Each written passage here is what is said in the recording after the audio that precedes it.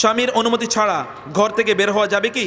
যদি বাবা মা অসুস্থ হয়, স্বামীর অনুমতি না নিয়ে বাবা মাকে দেখতে যেতে পারবে কি? প্রথমত হচ্ছে স্বামীর অনুমতি ছাড়া তিনি অপ্রয়োজনে ঘর থেকে বের হবেন না। একান্ত প্রয়োজন হলে আদ-দরুরাত তুবিউল মাজুরা, ফামানিত্তুররা গায়রা বাগিন ওয়ালা আদিন ফালা ইসমা আলাইহি, তিনি ঘর থেকে বের হবেন না।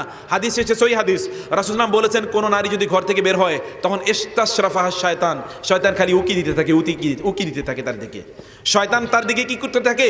উকি দিতে থাকে শয়তান, যদি নারীরা অপ্রয়োজনে ঘর থেকে বের হয়।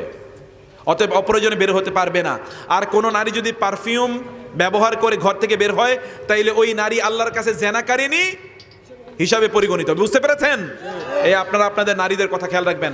একটু সেন্ট মেরে তারপরে ঘর থেকে বের হলো, আল্লাহর কাছে এই নারী জেনাকারিনী হিসেবে বিবেচিত হবে, সেটা করবে না। এরপর যদি তার কেউ যদি অসুস্থ হয়, তাহলে তিনি তার স্বামীর সাথে কথা বলে তারপরে তিনি যাবেন। স্বামী এই জায়গায় বাধা দেয় একটা জুলুম, এই জায়গায় স্বামী বাধা দেবেন না। কারণ স্বামী এই জায়গায় বাধা দেয়া, এটা অন্যায় করছেন, এই অন্যায় তিনি করবেন না, এই অন্যায় তিনি করবেন না। তিনি তার বাবা মাকে তিনি দেখতে যেতে পারবেন, কিন্তু আত্মীয় স্বজনকে দেখতে যাওয়া কি তার জন্য ফরজ? কি মনে করেন? নারীদের জান্নাতে যাওয়ার জন্য 4টি কাজ আল্লাহর রাসূল বলেছেন। কয়টা কাজ বলেন তো?